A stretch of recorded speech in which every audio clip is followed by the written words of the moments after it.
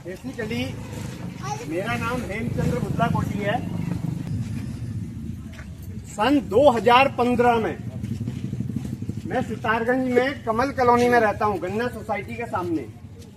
सन 2015 में तब मेरा घर पंडरी ग्रामीण क्षेत्र का हिस्सा था, तो मैंने ग्राम प्रधान का चुनाव यहाँ से लड़ा था और आपने मुझे बुलेरो के साथ अकेले प्रचार करते हुए देखा होगा। कुछ लोगों को याद होगा जिस समय मुगनी अहमद आपके यहाँ से लड़ रहे थे और मुगनी अहमद जीत गए थे और मैं हार गया था। लेकिन मैंने एक बात कही थी कि आज से 10, 12, 15 साल बाद भी इस पंडरी के हालात कोई नहीं बदलेगा। और आज 12 साल बाद 2015 के बाद मैं 2026 की बात कर रहा हूँ। 26 से 6 महीने खत्म हो चुके। मैं तब भी अकेला खड़ा था, आज भी अकेला खड़ा हूँ और उसी ईमानदारी के साथ खड़ा हूँ जिस ईमानदारी के साथ 2015 में खड़ा था। उसके बाद 2017 में मैंने फिर चुनाव लड़ा विधायक का। मेरा चुनाव चिन्ह था कुर्सी और प्रचार करते हुए आप लोगों में से कईयों ने मुझे फिर देखा होगा।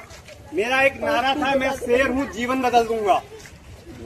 मैं फिर हारा, सौरभ बहुगुणा जीते और फिर वही पंडरी के हालात आज भी वैसे ही हैं। 2019 मैंने नगर पालिका सितारगंज से चेयरमैन का चुनाव लड़ा। हरीश दुबे विपक्ष में खड़े थे और जीत गए। मैं फिर हार गया। प्रश्न ये है कि मेरे हारने के पीछे के कारण क्या थे मुझे पता है। मेरी ईमानदारी, मुझे बेईमानी करनी ही नहीं आती, मुझे झूठ बोलना ही नहीं आता, मुझे लोगों से चापलूसी करवानी नहीं आती, मुझे लोगों को दारू पिलानी नहीं आती, मुझे किसी को पैसे देकर खरीदना नहीं आता, मुझे किसी को मुर्गा खिलाना नहीं आता, क्योंकि मेरी लड़ाई विकास की लड़ाई है। मेरा मकसद है कि हर गांव, पूरा देश, पूरा उत्तराखंड, शहर हो या गांव, उसमें विकास की चमक होनी चाहिए। विचारों की लड़ाई है, इसलिए मैं हारता जा रहा और लोगों ने मुझे सुना, ताली बजाई। उसके बाद भ्रष्टाचार पैदा हुआ। भ्रष्टाचार 2 तरीके से पैदा हुआ। पैसे खिलाने वाले ने पैसे बांटे और जनता बिक गई। दारू पिलाने वाले ने दारू पिलाई और जनता बिक गई। मुर्गा खिलाने वाले ने मुर्गा खिलाया और फिर जनता बिक गई। साड़ी मिली, लिफाफों में भर भर के पैसे मिले, लेकिन विकास नदारद रहा। और ये हालात रहे तो मैं वादा करता हूं कि आपकी ये नई पीढ़ी भी बुढ़े हो जाएंगे, लेकिन ये पंडरी सुधरने वाला नहीं है। और ये बात मैंने डंके की चोट में 2015 में कहा था, अगर मैं हार गया तो आप भूल जाइए कि कोई इंसान आएगा जो इस पंडरी के हालात को बदल पाएगा। और वो चीज है और दिखाई देती है। तब ये बच्चे पैदा नहीं हुए थे, आज ये बच्चे इस बात को सुन रहे हैं। और तब शायद आप में से कुछ बच्चे रहे होंगे, उन्होंने इस बात को सुना होगा। अभी मैंने एक गाना बजाया था, आप लोगों ने सही से वो गाना सुना। मैंने 3-3, 4-4 बार बजाया कि ये कुर्सी के भूखे देश बेच खाएंगे, हमको और तुमको खूब लड़ाएंगे और कुर्सी के भूखे देश बेच खाएंगे। हो क्या रहा है, आज देश के हालात क्या हैं? जब से बीजेपी सरकार सत्ता में आई है, हिंदू मुस्लिम, मंदिर मस्जिद, हिंदुओं में जात पात के नाम पर पूरा देश तोड़ के रख दिया। गाने की पहली लाइन अपनी जगह बिल्कुल ठीक है, और ये गाना मैंने नहीं गाया, ये गाना किशोर कुमार ने आज से 40 साल पहले गा दिया था। लेकिन किशोर कुमार का वो गाना आज हिट है, क्योंकि ये एक्चुअल हालात हैं। ये राम को पूजेंगे और रहीम को कोसेंगे, जो भी बीच में आएगा उसका खून चूसेंगे। वही तो हो रहा है।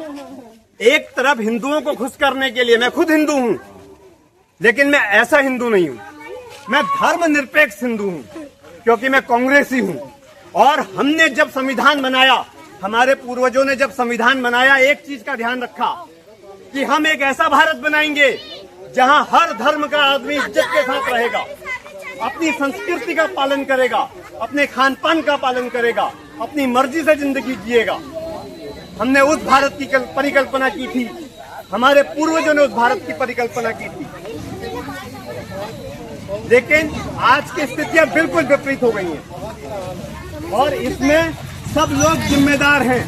आप लोग भी बराबर के जिम्मेदार हैं, क्योंकि भ्रष्टाचार करने वाले ने भ्रष्टाचार किया है और आप लोगों ने उस भ्रष्टाचार को लिया है।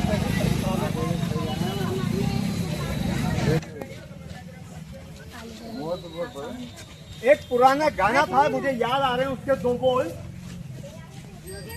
जो बोएगा वही काटेगा, तेरा किया पास आएगा।